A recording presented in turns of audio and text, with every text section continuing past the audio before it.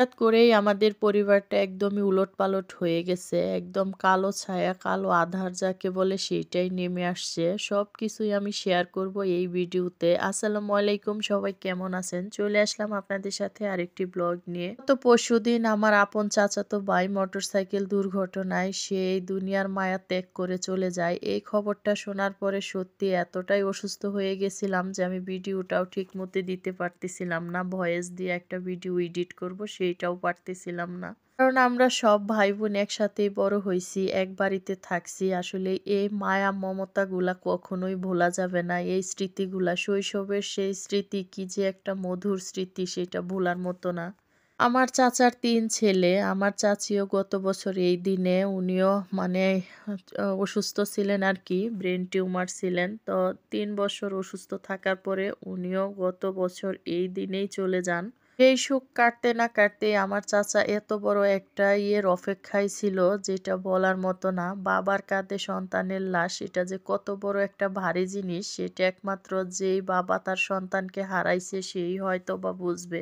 চাচার এই অসহায় অবস্থা আসলে আমরা ভাতিজা ভাস্তি কেউই মাইনা নিতে পারতেছি না। আমার চাচার ৩ ছেলের মধ্যে এটা ছিল সবচাইতে ছোট ছেলে এবং খুব আদরের, খুবই অল্প বয়স। চাচি চলে যাওয়ার পর একমাত্র চাচার ভরসার লাঠি হিসাবে আমার এই ভাইটাই ছিল। সবসময় চাচার সঙ্গেই থাকতো। চাচা যেখানে যাইতো সেখানে নিয়ে যাইতো। চাচার ওষুধ থেকে শুরু করে সবকিছু ওই খেয়াল রাখতো।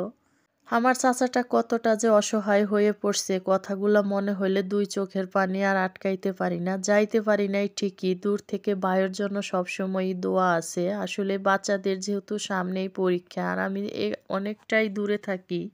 আমি ৩ বাচ্চা নিয়ে হুটহাট কোথাও বের হইতে পারি না। আর সবাই আমাকে না করতেছে, "তোমার এত কষ্ট করে এত দূর থেকে আসতে হবে না।" তো আমি যখন সেপ্টেম্বরে গেছিলাম তখন আমার সাথে তার শেষ কথা, শেষ দেখা হয়। আর এমনিতে মোবাইলে সবসময়ই কথা হইতো, ফেসবুকে কথা হইতো। আসলে এই ভাইটাকে খুবই আদর করতাম। সবার ছোট ছিল তো, পরিবারের মধ্যে সবচাইতে ছোট ছিল ও। ওরে অনেক কুলে নিয়া আমরা খুব আদর কইরা মানুষ করছিলাম।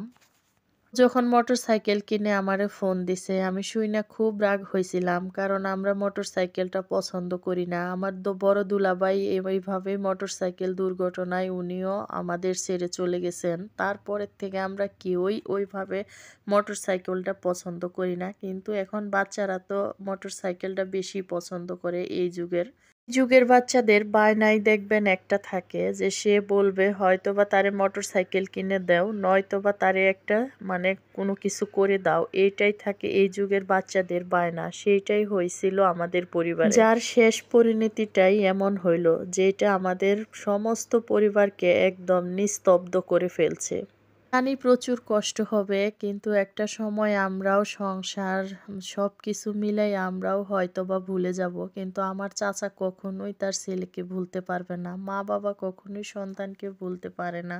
আল্লাহ যেন আমার চাচাকে এই সুখ সামলানোর ক্ষমতা দেন এবং ধৈর্য ধারণ করার জন্য সর্বোচ্চ ক্ষমতা দান করেন। সবাই দোয়া করবেন।